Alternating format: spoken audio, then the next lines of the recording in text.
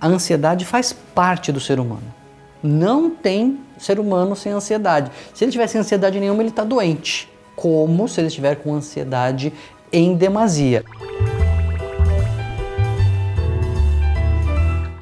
Um monte de gente me pediu, Mari, pelo amor de Deus, faz um vídeo sobre ansiedade. Por que a gente virou campeão mundial de ansiedade? Deixa eu só ler umas mensagens aqui, vai? Eu fiquei ansiosa agora. Dara, Mari, faz um vídeo falando mais sobre ansiedade, por favor. Como procurar ajuda, os sintomas, essas coisas. Denise, Mari, fala sobre ansiedade, estou passando por isso. Ops, Mila, tô amando seus vídeos, mas fale um pouco sobre ansiedade. Ansiedade, gente, é igual ovo, não tá tudo bem com ela, só não pode exagerar, né? A gente não tem isso. Ah, ovo faz bem, ovo faz mal, mas o problema é o exagero. Qual é a medida? Como é que a gente sabe? A maioria das vezes, quando a pessoa perde o controle sobre a ansiedade e aquilo começa a trazer prejuízo, sinal de alerta. Porque veja, já tem uma apresentação, eu vou gravar um vídeo aqui pra Mariana vai fazer a edição do YouTube, não sei o quê. Você tem que ficar um pouco ansioso, é normal. Mas é ansioso a ponto de eu ficar vermelho, suar, ou até não conseguir vir. Não conseguir dormir à noite. Conseguir dormir, aí, poxa, essa ansiedade está me dominando. Ou não, é uma ansiedade que me ajuda a ir para frente, que me estimula, que me deixa mais ligado, mais preparado, que é o lado bom da ansiedade, é para isso que ela serve. Bom, aí, ok, a ansiedade tá legal. Se ela te atrapalha, se ela está travando a sua vida e você percebe isso e não consegue fazer nada, sinal amarelo, e é o que eu sempre digo, é melhor procurar um profissional e não ser nada do que ser alguma coisa e não procurar um profissional. Na dúvida, vai atrás de um terapeuta, de um clínico geral, fala com o seu ginecologista, com o cardiologista ou com o psiquiatra, mas fala com alguém. A ansiedade quando é um transtorno, tem tratamento, mas na maioria das vezes ela não é um transtorno. Na maioria das vezes é a gente que não está sabendo lidar com ela.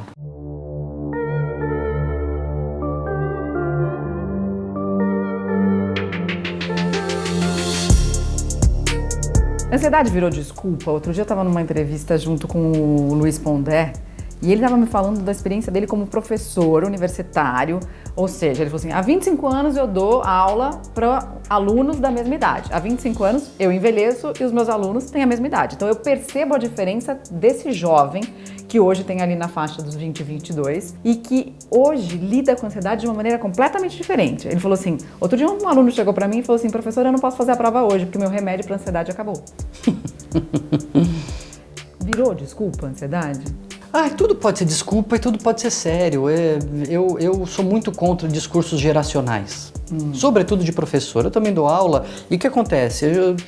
Eu dou aula sempre para a mesma idade e eu tô ficando mais velho. Eu percebo a diferença neles, mas não percebo a diferença em mim. Eu tô mais velho.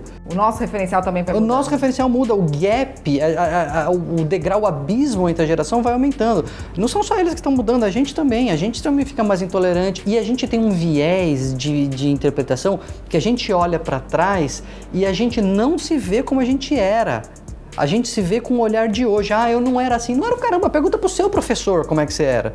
Né? Pergunta pro seu pai, pra sua mãe como é que você era. Então, essas explicações geracionais eu não gosto tanto. Mas, de fato, à medida em que a gente reconhece a ansiedade como uma doença, quer dizer, uma doença potencial, ansiedade, uma função normal do nosso organismo, tudo bem, mas que às vezes adoece, a gente pode reconhecê-la como um motivo e não como uma desculpa. Check the heart, check the, is it the brain? No sign of cardiac anomaly or unusual brain activity. Okay, so it's poison? My diagnosis is that you've experienced a severe anxiety attack. Duas perguntas. Como é que a gente lida com ela? A gente está fazendo algo hoje que potencializa a nossa ansiedade? A primeira coisa que eu acho que a gente está fazendo com a ansiedade é fingindo que ela não existe. Como assim? A gente não quer ficar ansioso, a gente ouve o marketing da autoajuda de não fique ansioso, livre-se da sua ansiedade, etc. E aí eu faço o anti-marketing, o marketing das emoções negativas, momento merchan. De novo, propaganda do livro Lado Bom do Lado Ruim. As emoções negativas, elas são alarmes instalados em nós. As emoções, aliás, elas sinalizam coisas pra gente e para os outros. Coisa interessante que a gente não fala, a expressão emocional é uma forma de comunicação. Totalmente. E quando a gente fala assim, eu não quero ficar ansioso, ansiedade é errada, eu não posso demonstrar minha raiva, etc., a gente começa a silenciar. Não tô ouvindo, não tô triste, não tô ansioso, etc. E a gente começa a carimbar a ansiedade como algo prejudicial, algo a ser silenciado, algo a ser evitado e etc. E tem estudos mostrando, a Mari brinca que eu sempre cito estudos, mas tem, e é muito interessante, um estudo alemão mostrando assim, vamos ver quanto que o estresse faz mal para as pessoas? Vamos perguntar aqui pro pessoal quem está estressado. Eu estou estressado, eu não. Agora vamos perguntar para as pessoas quem acha que o estresse faz mal. Aí tem gente que fala assim, não, estresse é tudo bem, ajuda, outros, não, estresse faz muito mal, etc. Quem tinha maior índice de mortalidade? Quem estava estressado e tinha medo do estresse. Então se a gente entender que o estresse, a ansiedade, eles são motores na nossa vida, todo mundo sabe aquela história de que um pouco de estresse ajuda, né? E muito estresse atrapalha. Eu brinco no livro que isso eu aprendia na escola. Quando eu estava muito de boa para uma prova, eu ia mal. Quando eu estava muito estressado, eu ia mal. Tinha que ter uma medida, né? E isso vem de uma experiência muito antiga feita com ratinhos em labirinto, em uma caixa assim que tinha uma saída clara e uma saída escura. E choque. Na saída clara não tinha choque, na saída escura tinha choque. Quanto mais intenso era o choque, mais rápido o ratinho aprendia aí na caixa clara. Só que quando a diferença entre claro e escuro não era muito evidente, os cientistas iam aumentando o choque, o ratinho aprendia a ir mais rápido aí para a caixa clara. Mas quando o choque ficava muito intenso, o ratinho não aprendia, ele desaprendia, ele ficava tão estressado que aquela tarefa complexa de diferenciar o claro e escuro era prejudicada.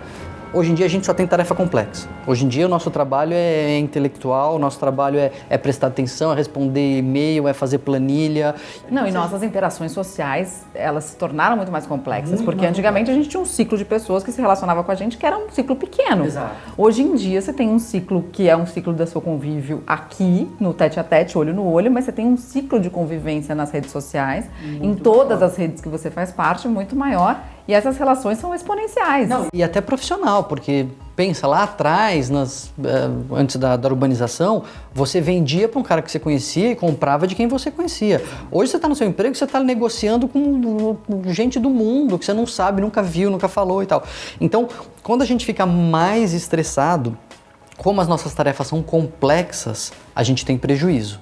Então o estresse é bom até determinado ponto. A partir dali ele começa a prejudicar. E as distrações para a ansiedade, tipo redes sociais, podem piorar a ansiedade? Então a rede social é outra coisa que eu não gosto de criticar. Todo mundo gosta de botar a culpa na rede social, na internet, porque olha, veja, a internet, todo avanço tecnológico traz novos desafios para o nosso cérebro. É dele a culpa do nosso adoecimento? Não sei, a gente não sabe. Daniel, mas eu vi pesquisa associando o uso de rede social à depressão, à distração, etc.